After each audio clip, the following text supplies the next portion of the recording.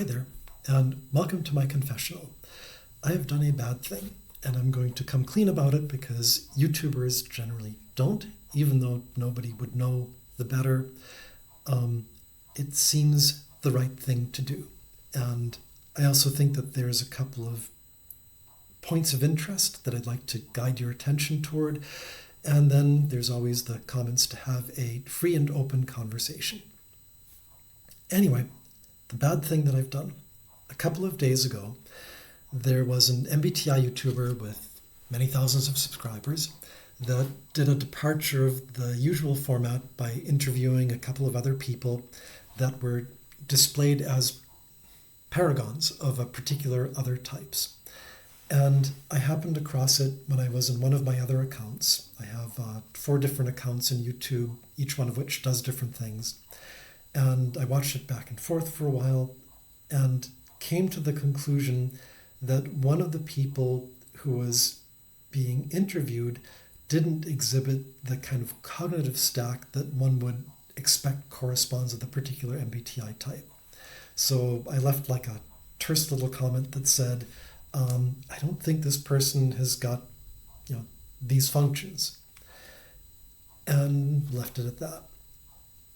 Except that there were 1 or 2 other people that then started a discussion about observing the cognition and what it looked like and had their own opinions. And so I got sucked into a wider conversation about different interpretations of cognitive stacks, how they manifest.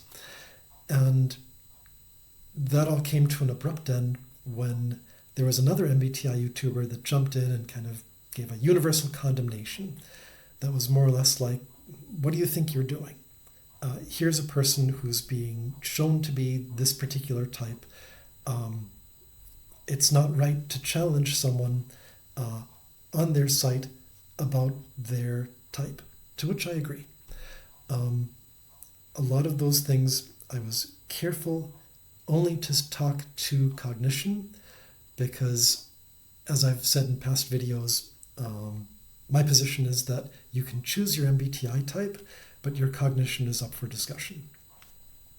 And that's because MBTI is something that's under your own control, or it should be because it's part of your identity. At least that's the way it's become. Whereas the cognitive functions are something that is observed about you, a particular manifestation, and therefore I like to keep the 2 things separate. However, there are 2 things that I did wrong here. And one was, and the big one for me is that I was using a different account to make those comments instead of the Dulles account, which people know me by.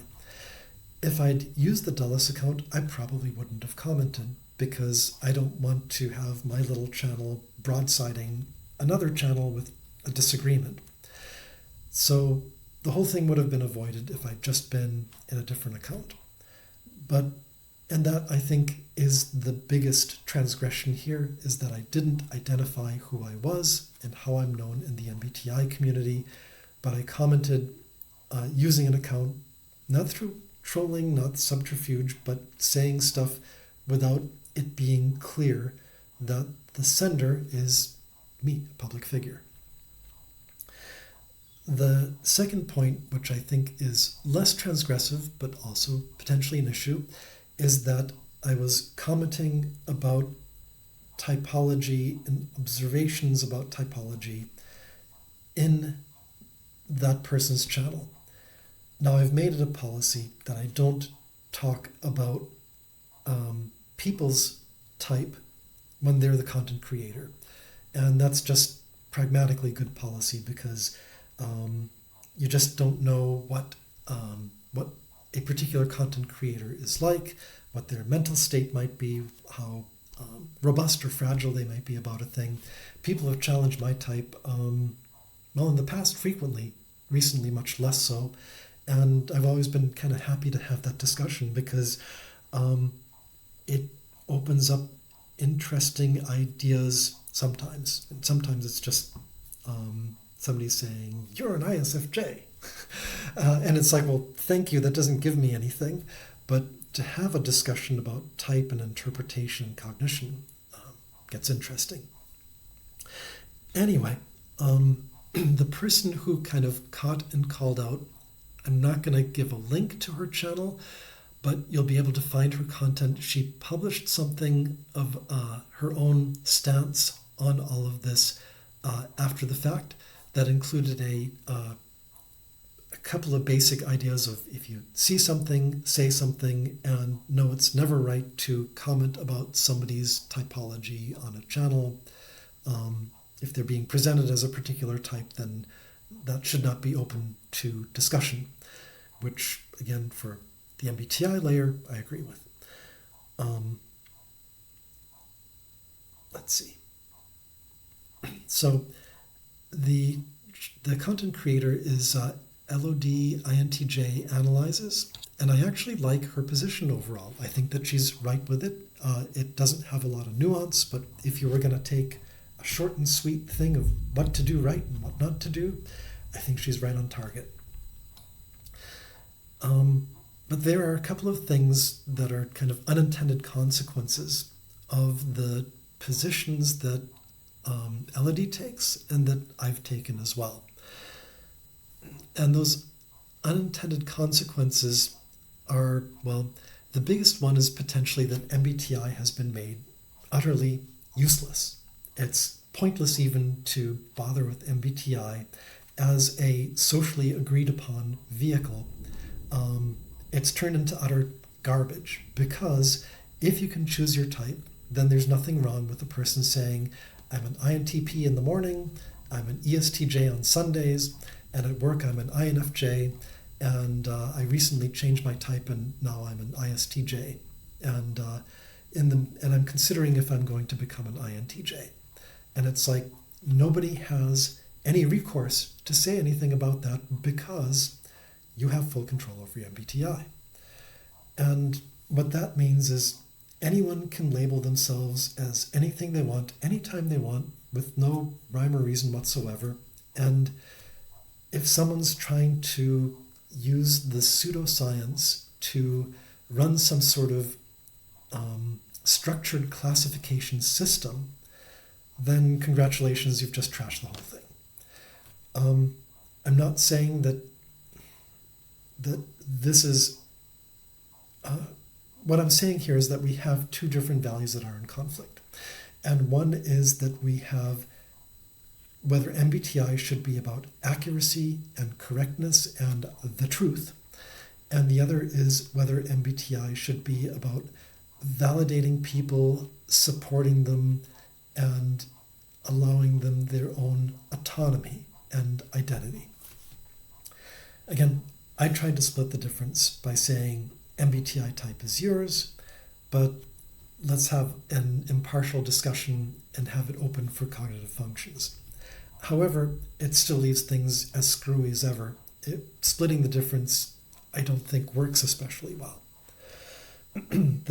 There is also a series of unintended consequences in all of this, which goes to, if we look around at other MBTI content creators, I would say the best MBTI types of all types tend to be people who are high in SE and or FE.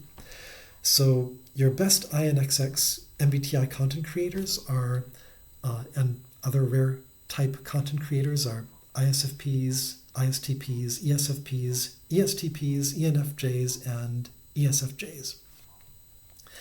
Those guys are great. They produce wonderful content across all the types, but mainly for the rare types. And we have ESFJs that are better INFPs than INFPs are. That's just the fact.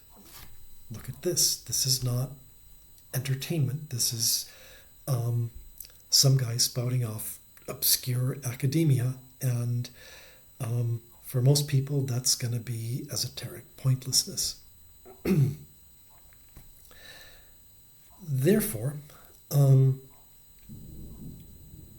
what we see are two unintended consequences that cause harm indirectly.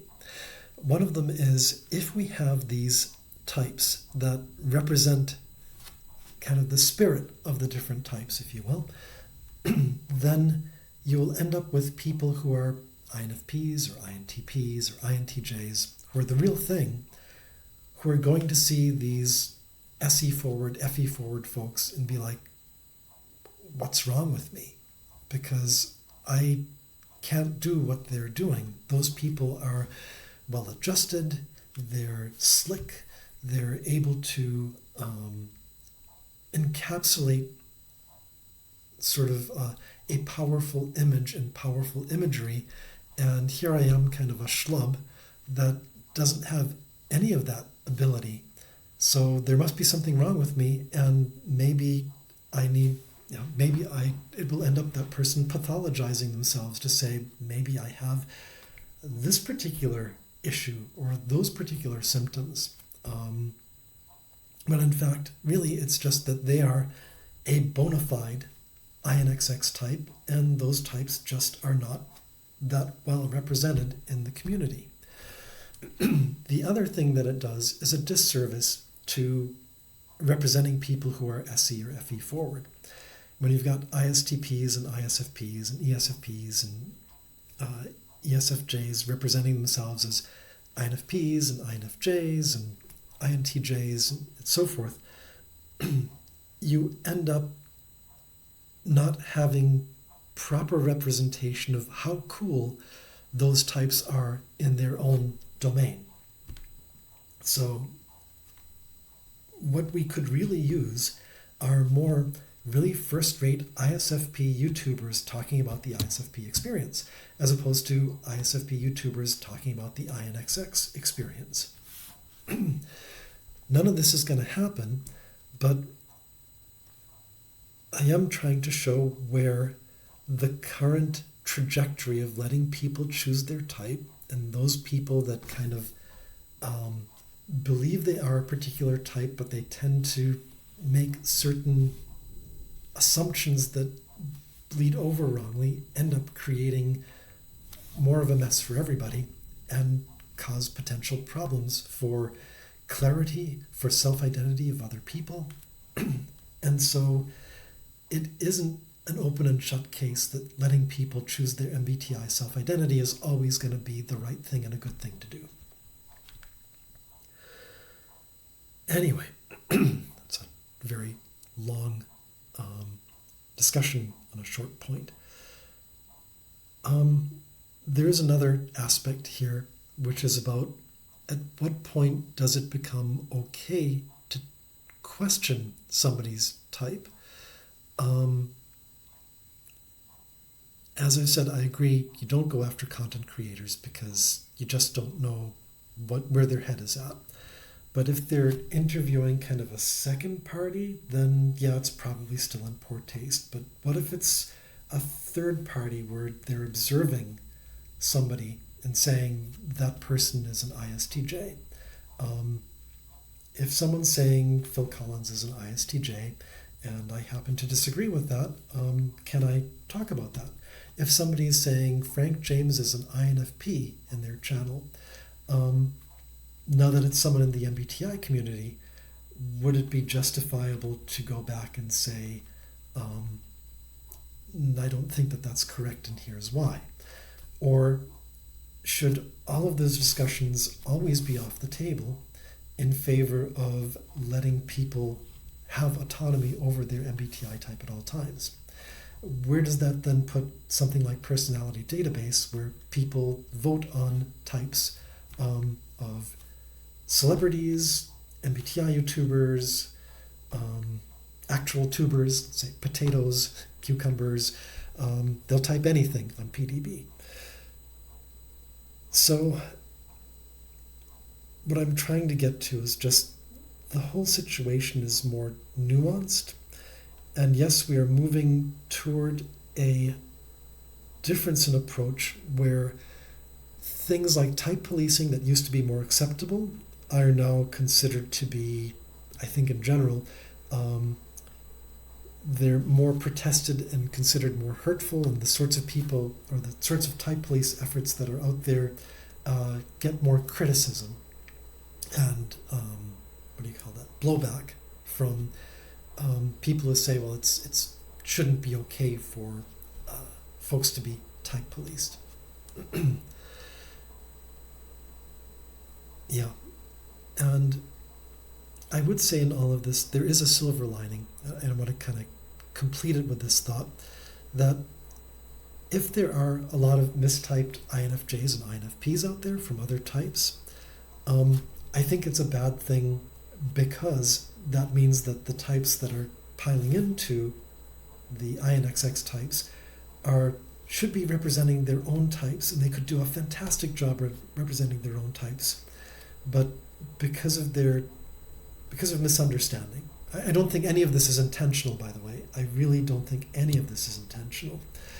But it would be great to see an ESFJ talking about the experience of being an ESFJ. That would be lovely. It would be great to see an ENFJ doing the same thing. Or you have like one or two ISFP YouTubers out there. It just would be nice to see the spread of people by actual type, but I suppose that's not going to happen, in part because I expected that years ago we would be moving toward greater MBTI accuracy over time, and it seems instead we've backslid somewhat into different interpretations, self-interpretation, content therefore that's potentially misleading or obfuscation or just plain incorrect. But I will part on if there are these unintended consequences that are negative, there are some positive unintended consequences.